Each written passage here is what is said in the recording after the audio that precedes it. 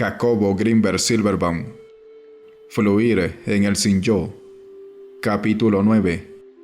La doctrina budista del vacío, a la luz de la psicofisiología contemporánea.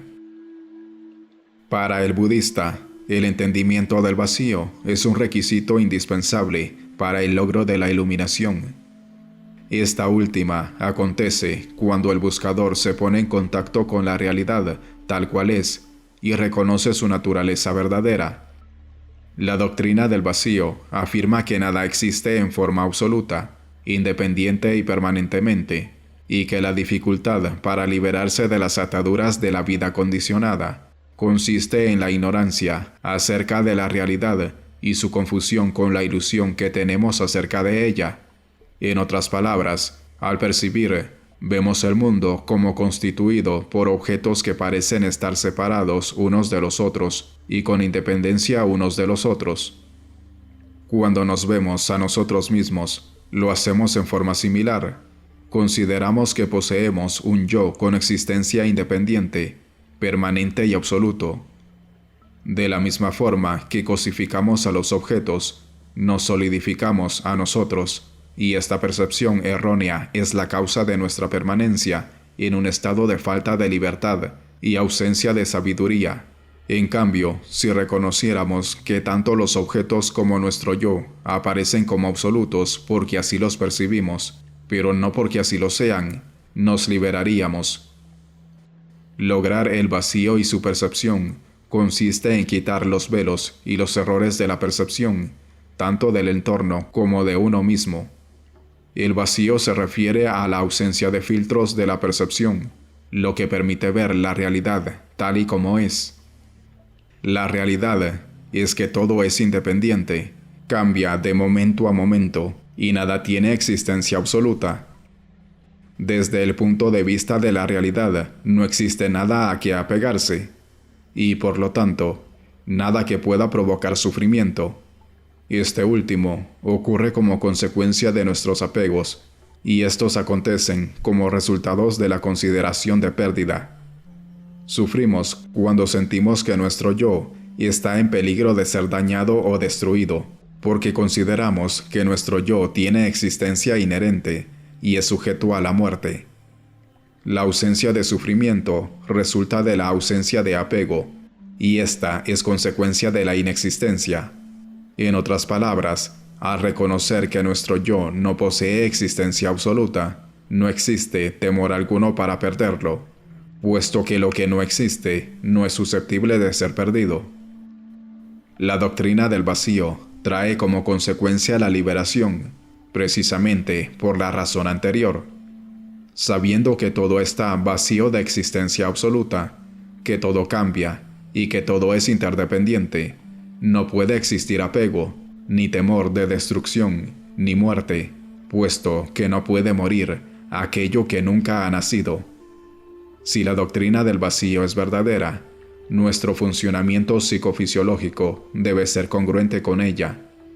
En este capítulo, haré una revisión del conocimiento psicofisiológico contemporáneo, a fin de analizar hasta dónde lo que sabemos de la psicofisiología de la percepción apoya o contradice la doctrina budista del vacío. La estructura del espacio. Para poder entender la psicofisiología de la percepción, es necesario analizar la forma en la cual está organizada la información en el espacio. Por ello, iniciaré mi argumentación con una descripción acerca de la estructura del espacio. Desde el punto de vista de la física moderna, lo que denominamos espacio posee diversos grados de organización, desde un nivel de espacio vacío hasta un espacio lleno de objetos. El nivel básico o fundamental del espacio es una matriz colosalmente compleja, de total coherencia y simetría. Esta matriz es una especie de celosía o enrejado, en la cual cada uno de sus puntos concentra la información del resto. En un espacio así no existen ni objetos ni partículas. El tiempo no transcurre y hay ausencia de fuerzas gravitacionales. Este nivel del espacio se denomina la látice del espacio-tiempo. Un siguiente nivel del espacio involucra una distorsión de la látice. Cuando esto ocurre, una zona de la látice pierde coherencia y sufre una microcurvatura. Un instrumento físico detecta esta distorsión como una partícula elemental. Existen familias de distorsiones similares y, por lo tanto, categorías definidas de partículas. Lo que denominamos un objeto material es un conjunto interrelacionado de microdistorsiones de la látice. El nivel de la organización del espacio lleno de objetos es un nivel en el cual la látice se encuentra distorsionada en todas sus proporciones. El término distorsión no es peyorativo, sino únicamente descriptivo, y así debe interpretársele.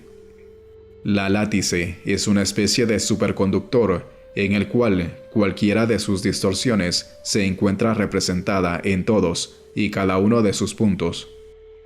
El nivel de la látice en ausencia de distorsiones es una abstracción, pero un espacio que se le aproxima es el espacio interestelar, alejado de cualquier objeto. En este espacio, la látice se aproxima a su nivel de máxima coherencia y simetría. Llamemos a este polo de la organización espacial polo de la alta sintergia, palabra que resulta de la combinación de síntesis y energía. En cambio, el polo de la organización del espacio, en el cual la látice está distorsionada y existen objetos materiales, posee una mínima coherencia y una baja simetría. Llamemos a este polo de baja sintergia. Mientras mayor sea la sintergia, mayores serán la coherencia y la simetría. Mientras menor sea la sintergia, el tiempo no transcurre, no existen objetos materiales ni fuerzas gravitacionales. Mientras que en un espacio de baja sintergia existe la materia, el tiempo corre y hay fuerzas gravitacionales. El análisis cerebral de la látice. Cuando nuestros receptores retinianos interactúan con la información localizada en el espacio, transforman las distorsiones de la látice en señales neuroeléctricas que se codifican en forma de patrones. Dependerá de las características de las distorsiones el tipo de patrones que se desencadenen. Estos patrones son verdaderas fórmulas algorítmicas que penetran al cerebro a través de millones de canales nerviosos. En el interior del cerebro y sobre todo en la corteza cerebral, estos patrones se concentran mediante circuitos de convergencia. La retina humana es un buen ejemplo de una estructura de convergencia. La primera capa retiniana está compuesta de varios cientos de millones de receptores, mientras que la última capa de la retina solo posee 1 millón de neuronas. La información de varios cientos de receptores se concentra en una fibra, y en ella aparece un patrón neuroeléctrico que es un algoritmo de alto poder. En otras palabras, la estructura de los circuitos retinianos es convergente, y cada fibra de salida de esta estructura concentra información proveniente de una población grande de receptores. El patrón algorítmico de salida contiene, en una estructura lógica, la información concentrada que, previamente a su activación, se encontraba dispersa.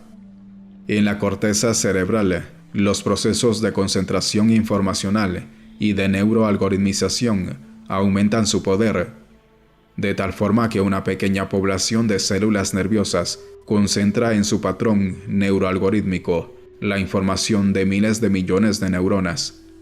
Mediante este procedimiento funcional se unifica la información.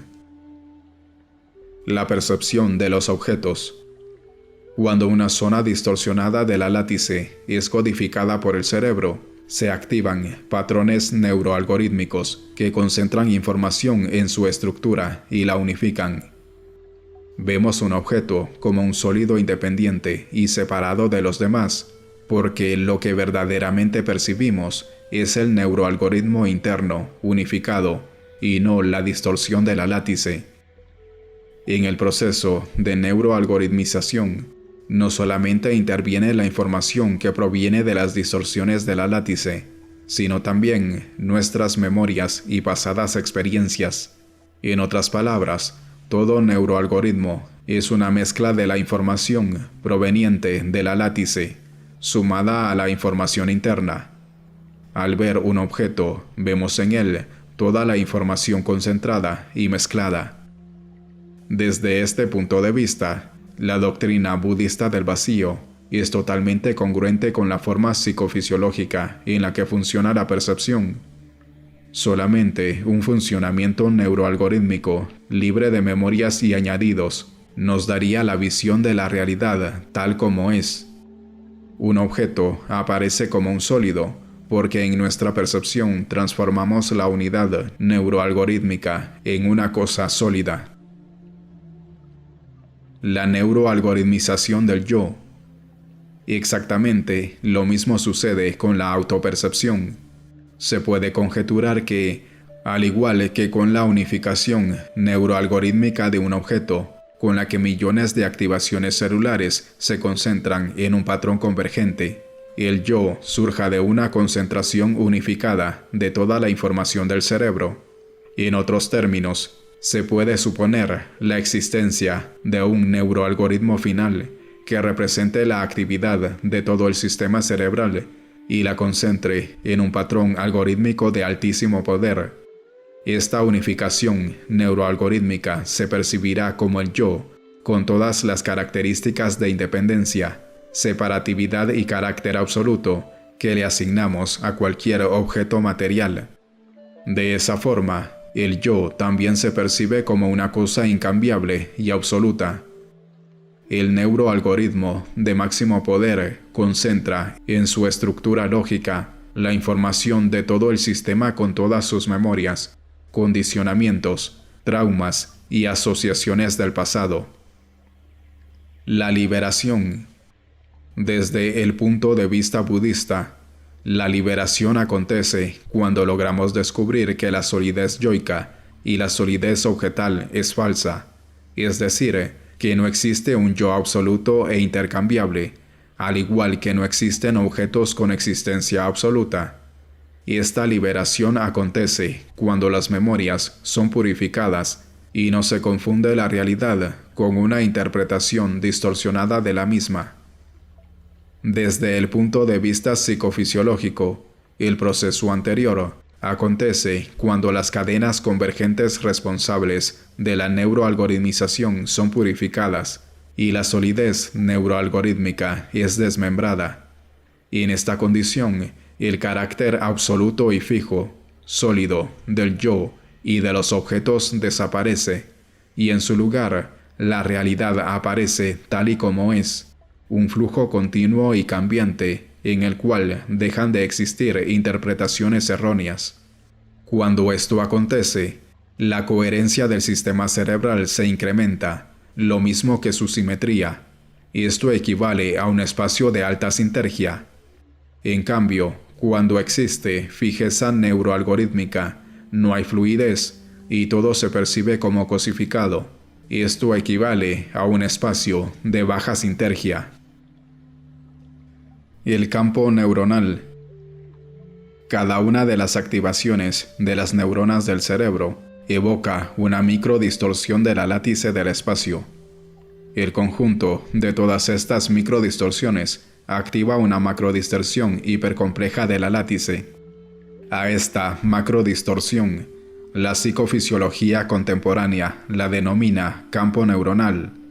El yo, por lo tanto, se percibe como ese conjunto, mezclado y unificado. El campo neuronal, en interacción con la látice, se percibe como el mundo.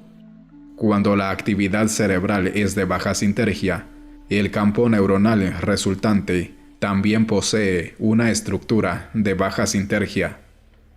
Un campo neuronal de baja sinergia solamente es capaz de establecer una interacción congruente con un nivel de la látice también de baja sinergia. El mundo resultante de tal interacción es un mundo concreto, lleno de objetos y cosificado.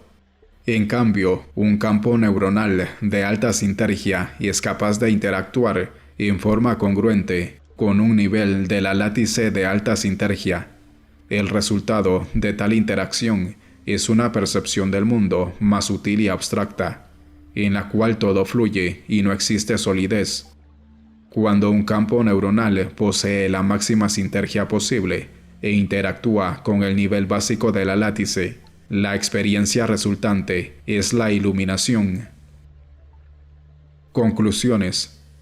La doctrina budista del vacío es totalmente congruente con el funcionamiento psicofisiológico. Cuando se purifican los circuitos neuroalgorítmicos y se activa un campo neuronal de alta sinergia, la percepción es de la realidad tal cual es. La solidez, independencia y carácter absoluto de los objetos y del yo desaparece en la realidad para dar lugar a una visión fluida, libre y sin ataduras. El objeto se percibe como un sólido cuando está neuroalgoritmizado. Lo que se percibe es el neuroalgoritmo interno y no el objeto externo. Puesto que el neuroalgoritmo está saturado de memorias, el mundo se interpreta de acuerdo con ellas y no se ve tal cual es decir, siempre nuevo, cambiante y fluido. Lo mismo acontece con el yo. Según el budismo, la realidad es luminosa, refulgente, toda brillante, y en ella nos situamos cuando logramos el vacío de todo intermediario de la percepción. Según la psicofisiología, la látice en su estado puro es coherente, simétrica, luminosa, refulgente y contiene toda la energía potencial de toda manifestación. En ella nos situamos cuando el campo neuronal alcanza niveles de elevada sinergia, y estos solamente se logran cuando la fijeza neuroalgorítmica cesa. Ambas aproximaciones, la mística y la científica, hablan de lo mismo y llegan a similares conclusiones.